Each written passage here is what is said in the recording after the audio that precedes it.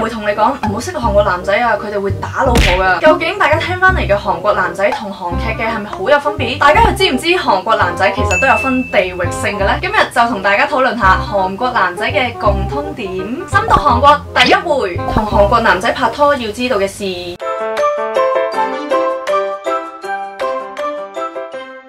韓劇睇得多都知道韓國男仔係幾咁細心同埋幾咁體貼噶啦，但係我今日咧就唔係想同大家講現實同埋理想嘅分別，而係想將一啲好嘅特質同佢嘅壞處去比較，歸納咗一啲韓國男仔嘅共通點俾大家參考下嘅。第一樣，拍拖嘅時候一定會送你送到屋企門口，呢樣嘢咧有好多韓國男仔都會堅持做嘅。如果你係外國人，你同一個韓國男仔拍拖咧，就算你哋嗌交咧，佢都一定會去機場接你機嘅。VS如果你係遇到呢種男仔嘅話咧，佢哋嘅控制欲都會比較強嘅，佢哋對你同其他異性嘅接觸咧係會非常敏感啊！唔好話你同異性去單獨食飯啦，就算你哋係 message 都好啦。如果你係 send 同一樣嘢係 send 俾你異性朋友先嘅話咧，佢係一定會好嬲，一定會問你點解要 send 俾佢，佢一定覺得你哋好曖昧。第二，韓國男仔又好女仔又好啦，佢哋分咗手嘅話咧，係一定會 delete 晒對方嘅相嘅。佢哋會覺得呢一種係對現任嘅尊重啦，亦都係覺得對過去冇乜留戀，佢哋先會咁樣做嘅啫。與此同時，佢哋當然係會對你好嚴格啦，唔好話同前度聯絡啦，即使係留翻啲相咧，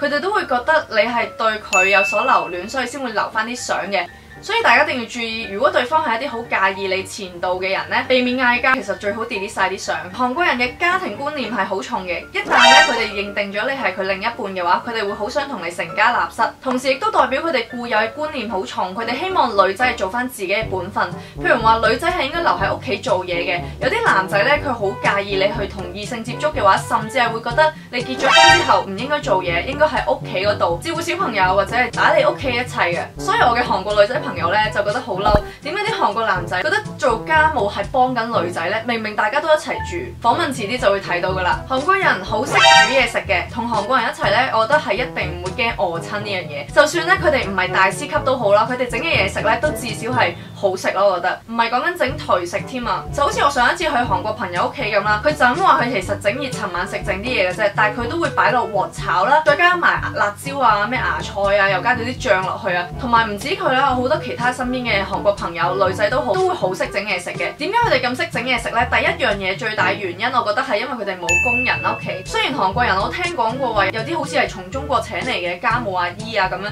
但係其實大部分屋企咧佢哋都冇工人呢回事嘅。第二就係因為好多人咧都要離鄉別井去讀書啊或者做嘢，就好似首爾呢個地方咁，好多人都一個人咁過去首爾嗰度讀書做嘢，變相佢哋就要一個人打理晒自己嘅起居飲食啦。另一個原因咧，係因為韓國最近好興一啲飲食節目，無論係男仔定係女仔咧，佢哋都好中意下廚，從煮嘢食嗰度得到一啲樂趣，所以其實最近韓國人咧都係識整嘢食咗好多嘅。VS 即使韓國男仔識煮嘢食都好，佢哋喺父母面前可能唔會幫你煮嘢食嘅。慶尚道嘅男子氣概，啱先都有講過啦，其實韓國男仔咧係有分地域性嘅。我同好多韓國朋友都認為咧，慶尚道嘅男仔嘅大男人主義係特別強嘅。代表人物係姜虎東，因為佢咧之前喺個節目嗰度，大家都話要同老婆講我愛你啦，但係佢竟然話빨리 뭐 안 보냈어? 그거 좀 고민하나요? 형 남자의 질 그게 중요해 지금 이거 삼성국수 대리해주는 거? 이거 빨리 해! 왜? 나 집사람 때문에 못 하겠는데. 아니 그걸 왜 여기 남자야? 부끄러움쟁이. 미쳤다 생각해. 아 진짜 급장치 몰라. 사람 이상해졌다고. 아이 그래도 왜냐면 나 차 있는 줄 모르거든. 佢係好收埋自己嘅愛意，所以頭先我所講嘅家庭觀念重咧，其實係最常 apply 喺呢啲慶尚道嘅男仔。相反，首爾嘅男仔咧係比較溫文啲，都冇咁大男人嘅，爭住幫你俾錢。上一輩嘅韓國男仔咧，好似都會爭住幫你俾錢啦。又或者如果佢知道你係外國人，亦都覺得你係對韓國人有一定嘅幻想嘅時候咧，佢哋都會爭住俾錢嘅。但係近期咧，其實我覺得演變咗好多。頭先都講過，首爾嘅男仔係比較溫文啲啦。如果你喺首爾認識一啲大學生嘅話咧，如果大家都係學生嘅身份咧，其實都會 AA 制嘅，又或者佢哋知道你係外國人嘅話咧，佢會可能首先請你食咗第一餐，然之後你會覺得唔好意思嘅時候咧，佢就會話你請我飲咖啡就得噶啦。咁所以其實通常咧，都有啲禮尚往來嘅，即係而家呢輩年輕嘅男仔咧，係未必話真係好似以前咁樣好強話啊，我一定要請你食嘢㗎啦，你唔使請咧。韓國人經常出軌，根據一份2014年嘅調查咧，韓國男仔結婚之後有37% 曾經出軌，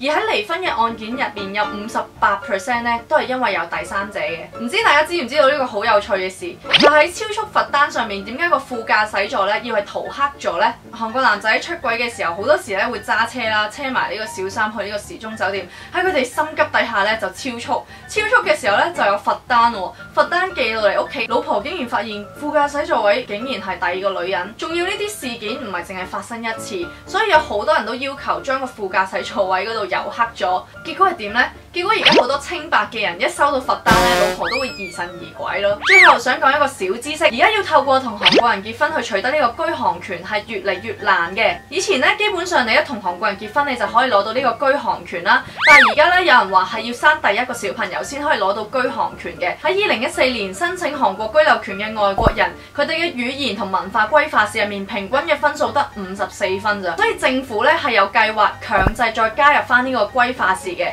因為佢哋好擔心咧韓國嘅國民整體對自己國家嘅認識程度會降低咗，所以而家透過結婚去攞得呢個居留權，唔單止係可能要你生第一個小朋友先計啦，亦都係因為你要參加呢個歸化試，所以咧其實越嚟越難㗎。回應翻最初有人話韓國男仔會打老婆㗎呢樣嘢，其實都好想講話時代唔同咗啦，而家嘅韓國男仔咧越嚟越唔同㗎，大男人主義亦都慢慢減退咗。不過講咗咁耐咧，都係俾大家參考下嘅啫。喺首爾嘅你，或者你都可以留意下韓國人係咪有我以上講嘅特徵。我哋下條片再見，拜拜。差啲唔記得同大家講，記得 subscribe 我嘅 channel 同埋 follow 我嘅 Instagram 啦。同埋咧，如果想幫手打字幕嘅朋友咧，可以喺下面我 comment 嗰條 link 嗰度幫我打字幕嘅，我一定會非常感激你㗎。